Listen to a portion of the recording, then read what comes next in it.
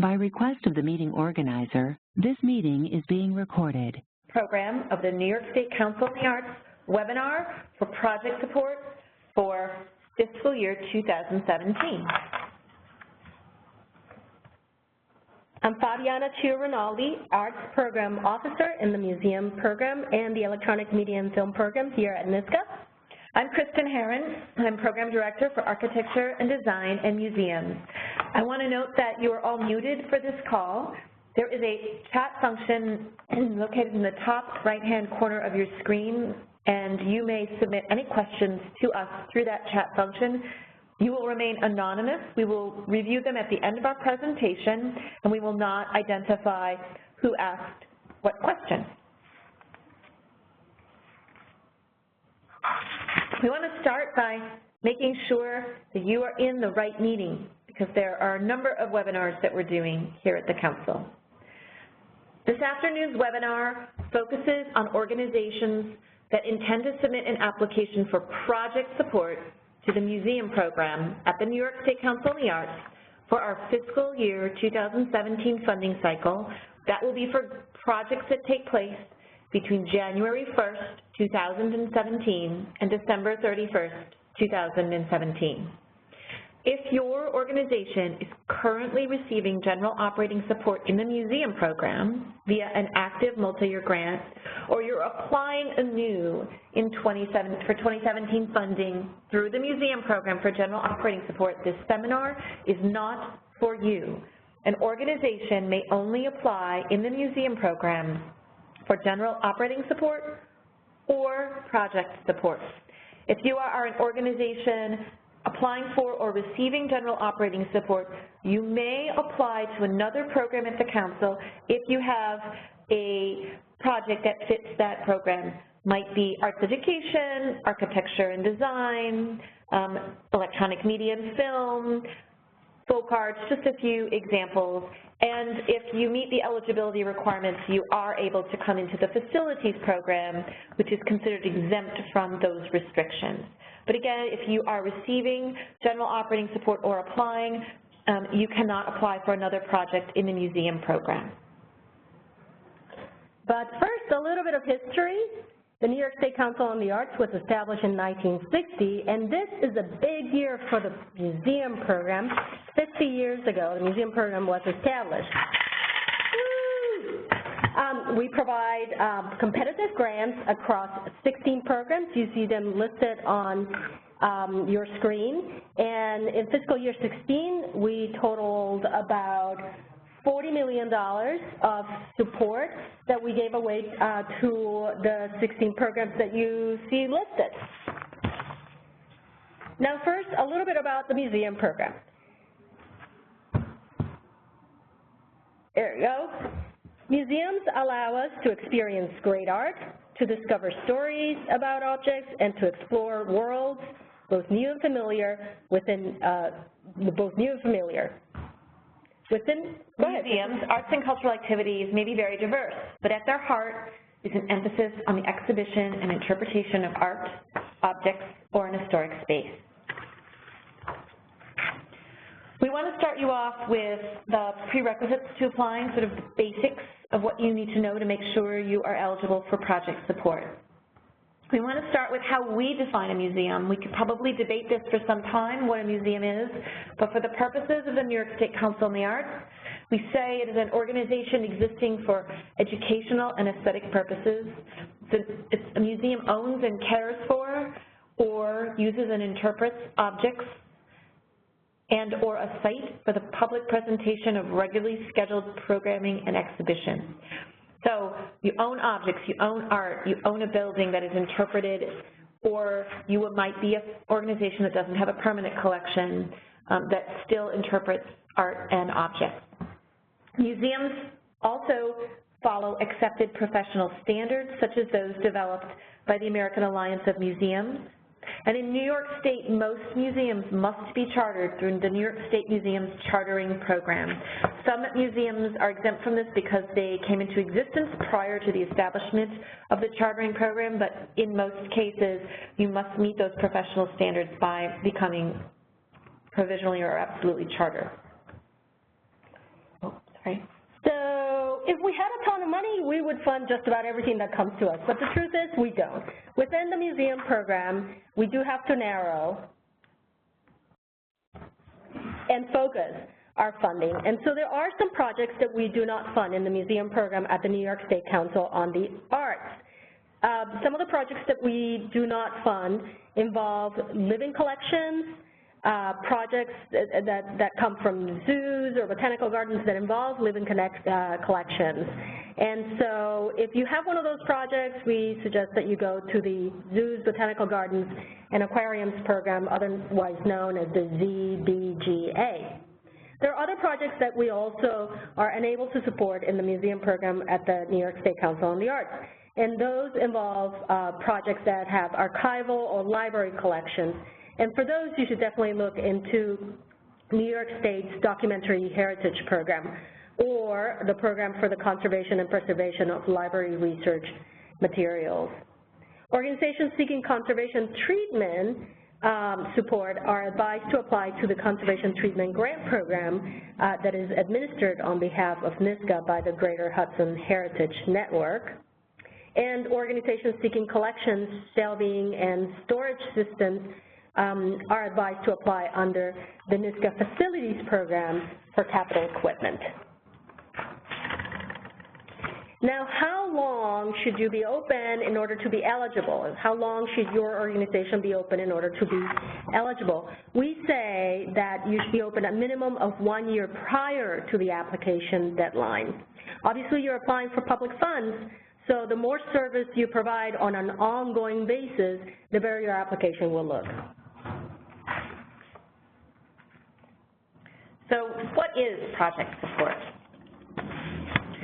Museums or related service organizations may seek support for arts or cultural projects or programs which are essential to maintain, improve, and or increase service to their audience and community. Projects can be pretty diverse, but they must tie into your museum's mission. They might include exhibitions, education programs, public programs, interpretation, collections research, catalogs, audience development, services to the field. Some of you who have applied in this category before may notice that salary support is no longer listed. The main change this year is that the project support category in the museum program will not accept requests that are solely for salary support to bring on or expand the role of a position in your museum. The reason is simply this: the Regional Economic Development Council program, which this year will be run by Program Director Arian Blanco, includes a workforce development category. That's essentially a salary support category. It has the opportunity for more funds than we can provide, and it's solely focused on that. So if you are looking for salary support for a position, when the REDC guidelines come up later in the year, I encourage you to look at those, and in the meantime, you can then submit a different request in the museum program. The minimum award at the council for project support grants is $2,500. And I want to say something about this. If your project is really a total of $5,000 and you want to ask NYSCA for $2,500, you are absolutely allowed to do that. But I want you to think carefully about whether that's your choice. There is a tremendous amount of work involved in submitting a request to NYSCA. I'd just like to be honest about that. This call is not addressing New York State's Grants Gateway or the pre-qualification process, but your organization must be pre-qualified by the application deadline and go through all of that paperwork in order to be eligible to apply. If anyone on this call doesn't know what I'm talking about, when you get off this webinar, please go to grantsreform.ny.gov and start the process to become pre-qualified with New York State. So Fabiana and I like to encourage folks, if you're coming into project support, to come in for a project in which you're going to ask us for at least $5,000, if not more. The project support grants can't exceed more than 50% of the project budget, so we're talking about a $10,000 project for which you're asking NYSCA for $5,000. Again, I want to stress you can absolutely come in for a project that costs $5,000 and you need $2,500, but I just want to tell you you're going to go through so much paperwork it might not be worth it to you. In the recent past, the largest award we've been able to make is $25,000. That is largely due to the size of our budget and the number of requests that come in. And again, I want to stress that an organization applying for project support from the museum program may not make another request in the museum program itself, but may submit another request elsewhere at the council. Also, a note of importance is that previous grant funding from the council does not guarantee support in any succeeding year, and past grant funding amounts are not indicative of future funding levels. And that's because our budget is different in different years, what we have available, how many applicants apply to us, as well as how well your proposal fares in the scoring. So how do we decide who gets funded, Fabiana? Oh, that's a really, really good question. NYSCA has a branded, copyrighted, four-step process. It's been proven, time-proven. For the past 50 years, this is what we've been doing, and we can do it in our sleep. The four-step process occurs in this way. First step, the staff receives the proposal and ensures that it meets basic eligibility requirements. We read and analyze each of the applications. Second step, a peer review panel is convened. These peer review panels are made up of museum professionals from around the state, upstate, downstate, you name it, from museums of all sizes, of different types of museums, history, art, children's museums, you name it, and who have different expertise as well. Whether it is a marketing professional or fundraising professional or a director or an educator. So the panelists meet at NYSCA and they evaluate the request based on our 3 criteria. Criteria 1 is artistic programmatic quality. Criteria 2 is managerial fiscal competence. And 3 is service to the public.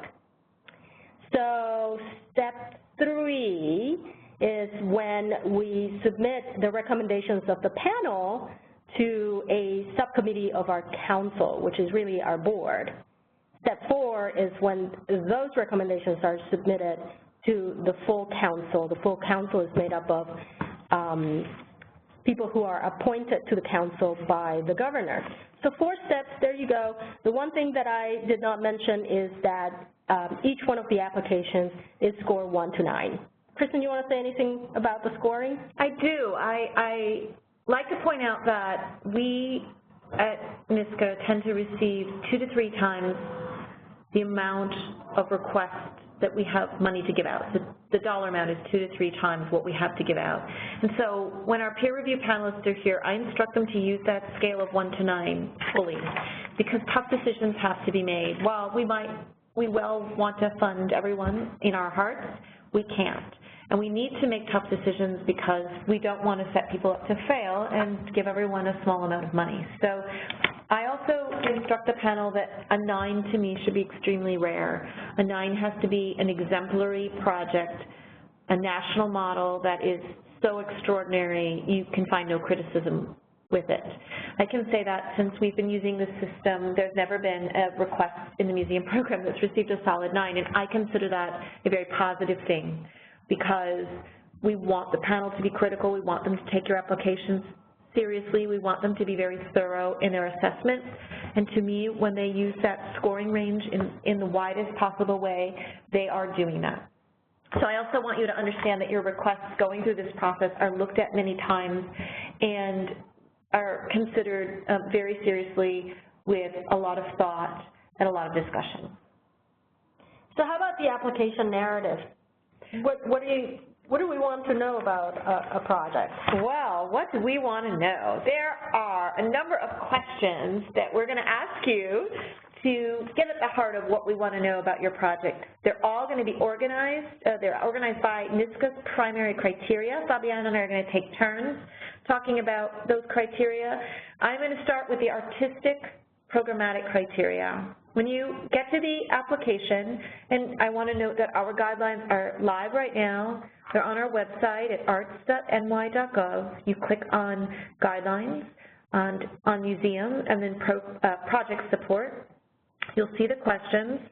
I believe the Grants Gateway will be allowing you 4,000 characters per answer, and Fabiana and I would like to encourage you to use that cautiously. You don't need to use a full 4,000 characters for every single question. Some will not. So be thoughtful in that. So Artistic Programmatic has 5 questions. You're going to have to summarize your project, and that seems really basic, but I'm always surprised when I get a number of requests that don't actually tell me what the project is. So be able to summarize what your project is very succinctly. We're going to ask you to talk about your collections, and if you are a non-collecting museum, you need to discuss how art or artifacts are integral to your project. You will have to identify the project staff. You'll have to detail any interpretive approaches, and if living artists are involved, we want to know how. And again, this is where I remind you that the salary support requests are no longer accepted, but you can apply to the REDC Workforce Development category when that opens up later in the year. And I want to address again what I mentioned regarding the question number 1, the program summary. Fabiana and I are going to highlight questions in each section that seem to trip up applicants or are not always detailed as sufficiently for the panel. And again, I'm going to say it because you can't say it enough. Please describe your project so we know what it is. The worst thing you can have happen in my mind with this section is for our panelists to meet, and when they start the conversation where they will start with the strengths and weaknesses, I always tell them if you don't understand the project, start with a question, start with I'm not sure what this is. And if that's how they have to start, your application is really in trouble because we need to know right away, this is an exhibition, here's what it's called. We're doing 4th grade local history programming. This is a public programming lecture series. Whatever your project is, we need to know right up front what it is. And we need to know the context of it. Why are you doing it? Why are you doing it now? What have you done to make sure this is going to be a success? Have you prototyped it, or are you coming in for the prototype of a program? All these details, we give you this open space to tell us that thinks through all the parts of what your project needs to make it successful and describe them here. And Fabiana and I include in this question that if it's an exhibition, we want to know the exhibition dates. We want to be sure of the venue, so that can include which gallery if you're a larger museum, and how this exhibition provides a new perspective on its subject. I sometimes wish I didn't have to include that as part of the question, but when it's not there, applicants don't think to tell us even the dates of the exhibition. That's a basic project description. I'd like to talk to you about the 2 other criteria for which you will be evaluated. One is the fiscal management criteria, and the last one will be service to the public. And within each one of them, I'll tell you what are the questions that tend to trip up some of our applicants. For the managerial fiscal criteria, there will be 5 questions that you will be answering here. And one of the things that we would want you to address is how the project relates to your mission and or a strategic plan or a long-range plan. That's very, very important. What's the context of the project and how it helps you meet your goals, your long-range goals. There's another thing that we ask for, and that is a work plan. And this work plan should really focus on the time period for which you're requesting funding. In this particular case, for fiscal year 17, your work plan should occur sometime within January 1st, 2017 to December 31st, 2017. Your project doesn't have to last that long, but the activity has to happen within that time period. So spell within that time period what it is that you are planning to do. And here's a little tip. The NYSCA application, you will notice, will occur in a couple of online platforms. Some of the questions that you'll be answering may sound a little repetitive to you, but what we want to tell you is that when you see a question that you have to answer, and you'll see pretty clearly which questions you have to answer, please do include an answer. because if we're asking for it, and it seems to you like we're asking for it again, it basically means that the panelists may not have access to that other answer that you might have put it somewhere else. So if you've answered something and it sounds like you've already answered it, answer it again. Cut and paste is okay. Just answer it again, because it's possible that there are sections of the application that are segregated to different reviewers. And so please put it in there for our review. Within the managerial fiscal criteria, question number 10 is one that usually trips up our applicants. As you know, NYSCA, as Kristin mentioned earlier, NYSCA can only support up to 50% of a project's cost. That means that if your project costs $10,000, we can only support you for $5,000. There's no in-kind involved, no volunteer hours. This has to be money that you fundraise for that you can match. We will want you to detail how you're planning to raise the quote-unquote match, to identify the sources, whether they're pending, whether they're secure, and we definitely want you to use this section to tell us a little bit more in detail how you're constructing your budget. Now here's an important thing about your budget. We will look at your budget, your project budget, and we will compare it to what you're writing in your narrative. This is question 10. If your budget shows some type of a deficit, it shows that you're short of money, tell us why that is the case in the narrative, and vice versa. So make sure that your numbers tell the same story as your words and vice versa. The last criteria is service. May I say one quick thing? Of course. Sorry, you may. I was just thinking, so Fabiana was talking as we want you to focus on your project in this answer. Mm-hmm. This is project support. We are not looking at the entirety of your operations. However, if your museum is running significant operational deficits or surpluses, and we see that in the organizational budget, use this section to explain it, because the panel is going to ask, even though this is not a GOS review, they will question funding an exhibition for an organization running major deficits.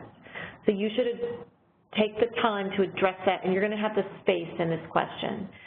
You don't have to narratively explain your operational budget if there's no significant surplus or deficit, but if there is, this is a place where you can help yourself by not causing the panel to have some serious questions.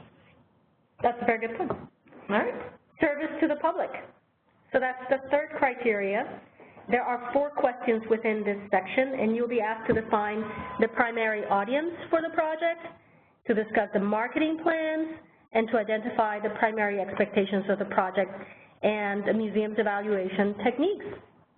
Now, question 14 within this section is about community context. We want to understand how your project fits within the larger picture of what's available in your community. We're obviously looking for non-duplication of services, but we're also looking to see how you collaborate with others and how you use your local resources creatively to bring attention to your organization and to your mission.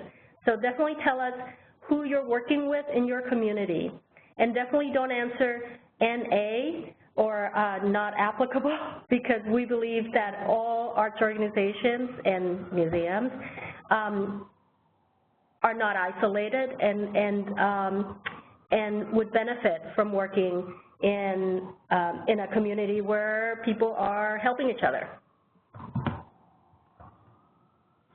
So our last section of questions is the support material, and you may wonder why support material is listed as a question. We ask that you not only submit the required support materials in the Grants Gateway, but you list on the last question what they are.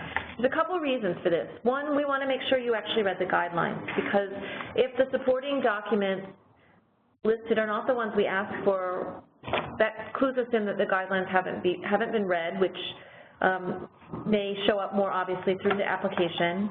It's also, we want you to know what you're required to submit. We want you to double check to make sure you've actually uploaded what we're asking for. And what we ask for is the following.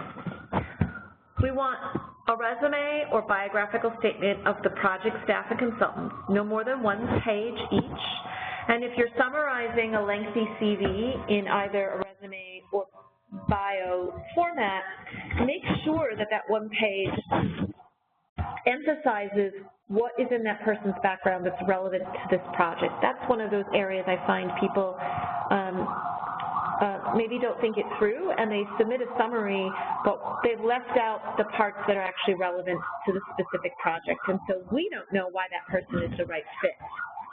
You may submit up to 15 images or a website reference that best illustrates your project, and if you are applying for an exhibition, these images must consist of selected images of art or objects that will be included in the exhibition, and we want to see examples of your exhibition designer's past work.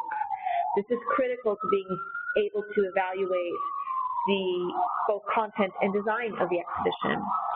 Now, when we say up to 15 images, what you're looking at right now is one image, it's a slide, one slide, I should say. We don't have a problem if you use a PowerPoint and one slide has 2 images on it. That's fine. There might be but make sure there's a good reason for it. They're comparative or contrasting in some ways. Don't use a single slide and put 10 images in it. It becomes like a kaleidoscope, and it's very difficult for us to really pull out the critical components. So I think 15 slides is sufficient to get your story across. Or the website reference might be to a page on your website, or you can upload your images somewhere on your website if that's easier. And definitely think of these images as telling the same story as your application narrative does. You're then allowed one other document. We have some examples of what might be appropriate. An exhibition might be the design layout or a sample exhibition script. That might just be an introductory panel or a couple of object labels. Those are very important for us to see what the interpretation looks like. An outline and sample text for a publication. If you're doing cataloging or object research, we want to see your collections management policy. If it's an audience development project, it might be marketing materials, same for public programs or services to the field. There's some leeway here. We want it to be the right document that helps support your project. What it should not be, however, are, say, letters of support from elected officials. That has no bearing on your request. That does not impact whether you're funded or not, and then that essentially takes up one of your supporting documents slots. If you are, for example, an organization that's providing a service to the museum field, and you plan to work with a specific group of museums, say, I'm making it up, 4 museums for this year for your museum service project. In this case, we would want to see a letter of commitment from those museums. Otherwise, we don't know if you've ever really reached out to them or if you're just, it's a pipe dream that you want to work with these institutions.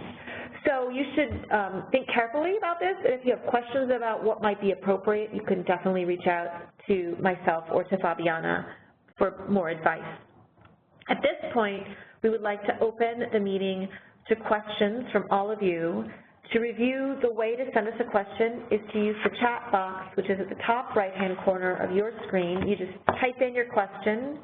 It will be private. I've set it up so it only comes to Fabiana and I. We will not be announcing your name. We will not be identifying your museum.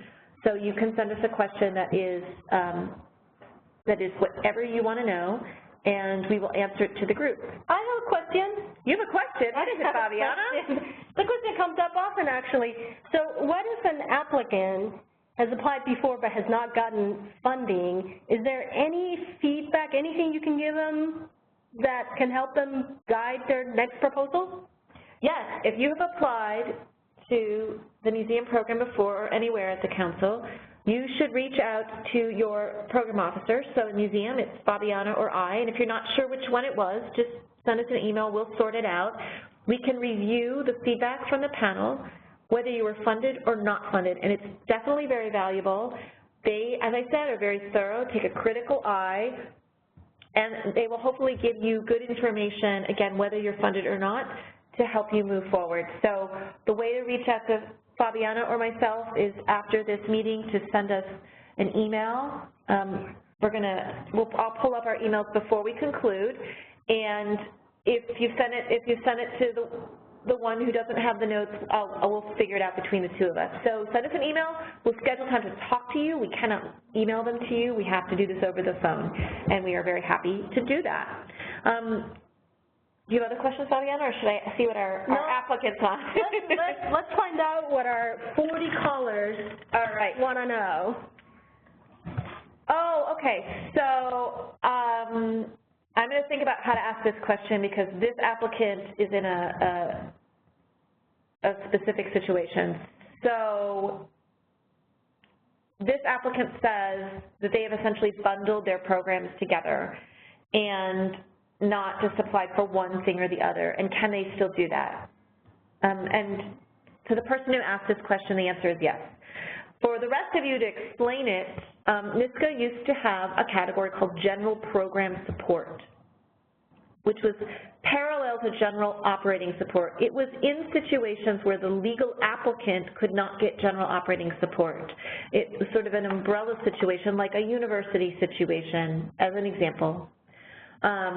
So there are situations sometimes where there is a museum that can't apply for General Operating Support, but we have them apply for all of their public programs in one bundle. If you are curious as to whether that could or should not be, or should be you can reach us individually on that, but to the applicant who asked that question, it's fine for your institution to continue that way. And we have another question coming right up. Can you see it, Fabiana? Let me read it. Why don't you read the question? I'll read the question. So, sorry. Here's the question. I was on the call earlier, and I'm just a little confused. If we submit for GOS, we cannot submit for project support, or can we? Okay, so the answer to that is you cannot submit for project support within the museum program if you are also submitting for general operating support. The idea of general operating support is that we're supporting all of your operations. So within it is your project right there. So it's kind of a logic answer to the question. However, you can apply for a project outside of the museum program. And as you saw on the first or second slide, we listed the 15 other programs in which you can submit a proposal for project support. It depends on the project. It may fit within arts education, it may fit within folk arts, you name it. Either way, you would have to talk to that particular program to find out if you're eligible. But no, only one request within the museum program, and it has to be either or, but not both. And if that was still confusing, send us another message, but I think Fabiana did a good job on that. Okay, I'll take this one. Does the application also include the very tedious part on Grants Gateway as in previous years? I am very, very, very sorry to say that the answer is yes. And I am very honest to say that it's tedious for us to New York State requires the Grants Gateway. The package that New York State bought is not as user-friendly as some other states, apparently. There will be YouTube videos and a guidebook that will be on our website soon. We expect the application to go live around February 22nd and close at the end of March or early April. So those resources will be available. But I do want to note that you should plan enough time to maneuver through the Grants Gateway. I know it's not any real comfort, but it's as tedious and cumbersome for us as it is for you. So I'm sorry to bear that bad news. I think I can answer the next question. All right. While we're all mourning the answer. Yeah, sorry. The previous answer. Applicant wants to know, will we be required to submit the organizational budget as in the past? The answer is yes, and you will be submitting it within the NYSCA website. Your organizational budget goes within the NYSCA website as in the past. And you can enter it right now. I believe you can enter it right now. It's open, And this also gives me an opportunity to say that you should also update your organizational profile, otherwise known as organizational info, on the NYSCA website. That is where you update it and you put in any names or information that has changed from the last time that you applied to us, and you can save it and it stays there, and that saves you time until until the portal for application opens. So that begins to save you time. Will it be the same format? Yes, the same format for the organizational budget. I should say that there will be a project budget for your project. And not really sure how it's going to be submitted. In the past, I believe it's the same as last year. Okay, so last year what they did for the project budget is you were given a template.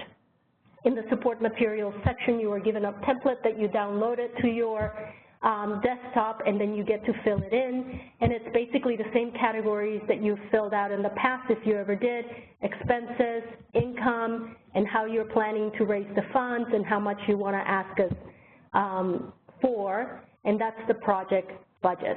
And that's where I definitely want to stress that when the manual is available on the website for submitting an application in the Grants Gateway, it's a very valuable tool to use. It included a lot of images that to show you exactly where to go. We're not talking about the actual process of the Grants Gateway in this meeting. We want to focus on the guidelines and the narrative content. But those tools will be available for you and produced by someone who has spent a lot of time working in the Gateway and can hopefully provide you those clear directions to maneuver that system. And if I can add to the budget? Yeah. Tell me if I'm getting too excited about all these budgets and numbers. Yes, you are. There are basically 3 budgets that you'll be submitting with your project proposal. One is the one that we were just talking about that the applicant asked about, the organizational budget. That's your overall organizational budget. That's budget 1, and you submit it in the NYSCA website. The second budget is your project budget, and that's submitted in the Grants Gateway. I'm sorry? And what's the third one? The third one is the expenditure budget.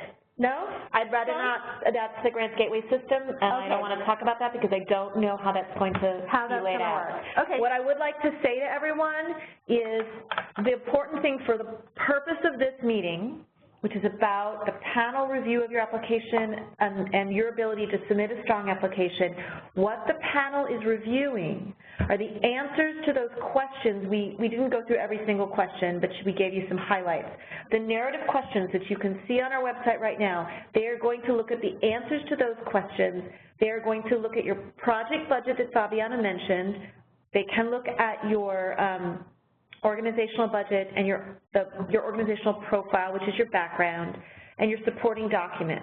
And that's it? And that's it. In the Gateway, they're only going to look at your answers to the narrative questions and the supporting documents. Anything else, that system makes you fill out that dreaded expenditure budget word that I don't want to talk about.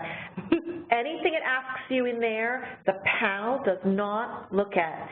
It's bureaucratic entries in case you are funded, essentially. It's information that populates documents for the state. So the important part for you to get to that point of getting a contract is writing strong answers to these narrative questions and submitting the best supporting documents that you can and providing very clear budgets for your project.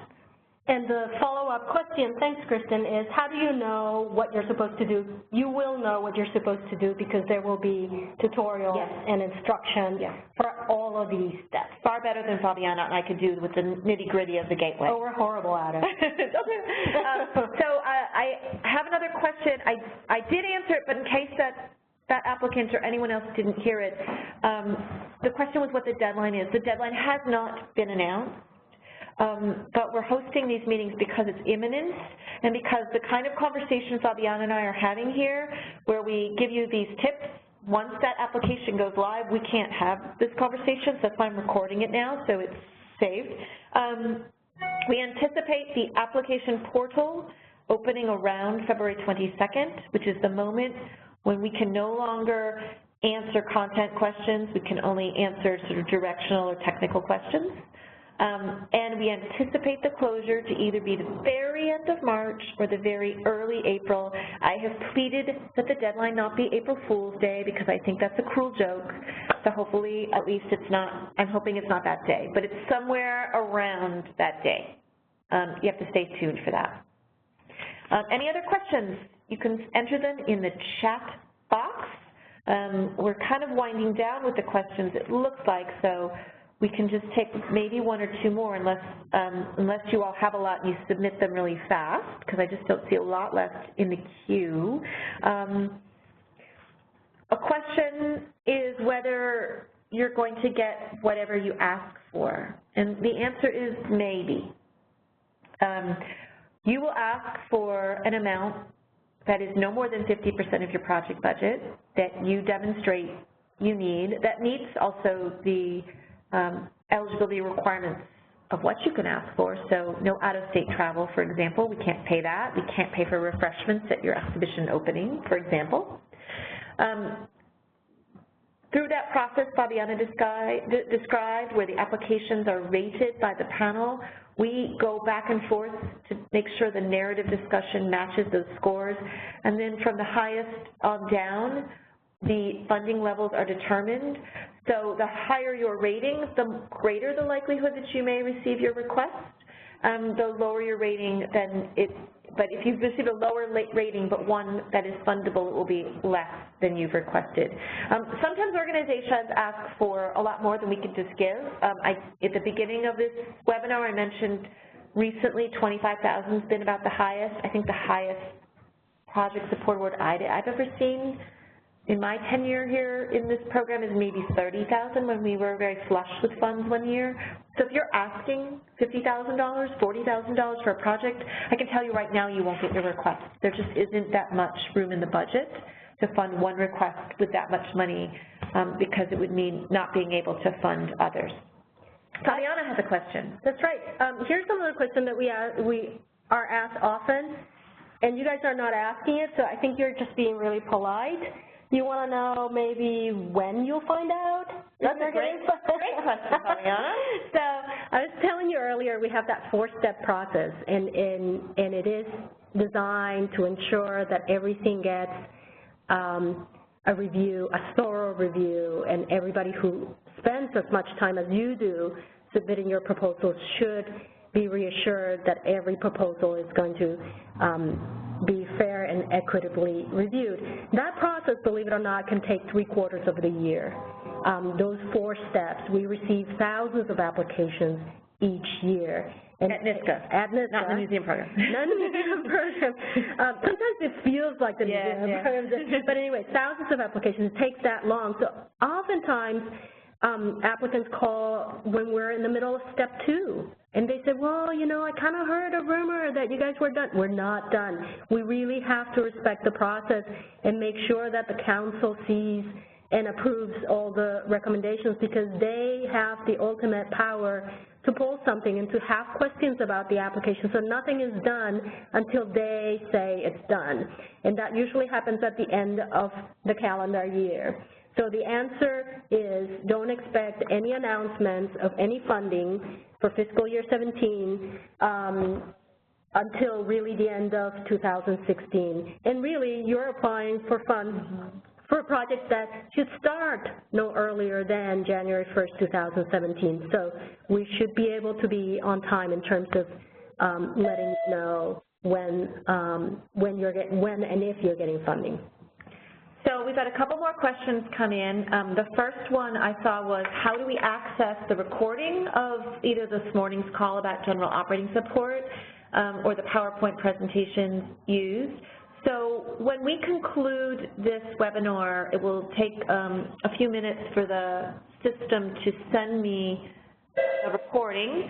And when we receive that recording, I will be asking a staff member who can post these on the website to do so, and I will send an e-blast through MailChimp, which hopefully prevents you all from getting it in spam. So I hope to either later today or possibly, if not today, tomorrow, to send out that information. But the bottom line is if you look on our website, about halfway down, you're going to see the recordings from my architecture and design seminars already, webinars, and that's where you'll be able to find these as well. The PowerPoint presentations, it's funny, Fabiana had asked me if I'd sent them out, and I did not. If someone really wants it, I don't have a problem sending it out to you.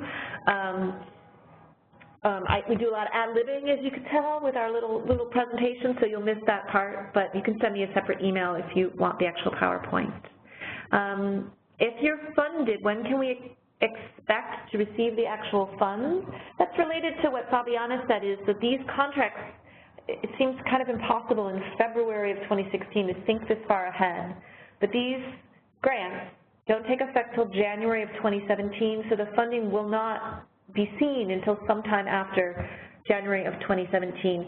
We do the content side of things, not the actual contracting and disbursement of the funds, Fabiana and I, so I know that that side of things takes time. There's a lot of paperwork involved and back and forth with the state, so I would hope that it would be within the first quarter of 2017, but I can't, don't quote me on that because it depends on many factors. It depends what's going on with the state's budget at that time.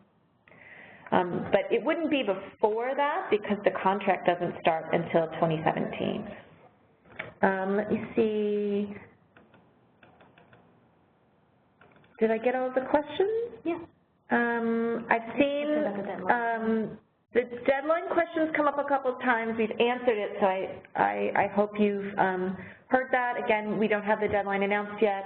Late March, early April is the expectation. If you have an account within the NYSCA website, you will be notified. You'll get an email.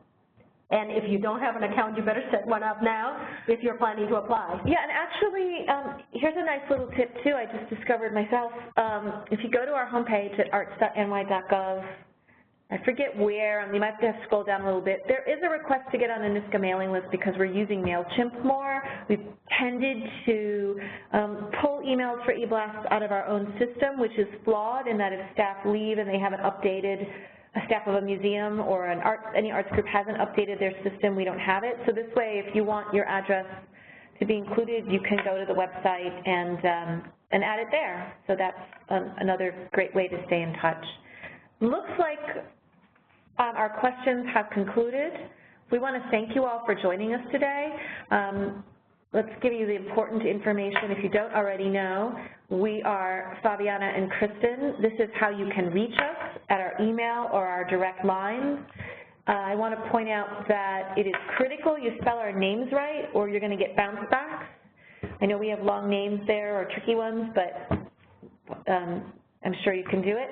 And if you want to schedule time to talk to us, I know, Fabiana, at least if I speak for you, I like to get an email first to schedule it because I don't like to play phone tag. Is that fair to say? Yeah, so send us an email if you want to hear panel comments, if you have any questions. Please send us that email. We will schedule time to talk to you. We're happy to answer questions at any time. If it's the point where we are no longer allowed to talk content, we will tell you, please don't be mad at us. We're just following the state rules. So thank you again for joining us. And again, you'll be receiving an e-blast from me hopefully later today or tomorrow, letting you know when the recordings are available to you on our website. Best to you and good luck. Thank you. Bye-bye. Bye.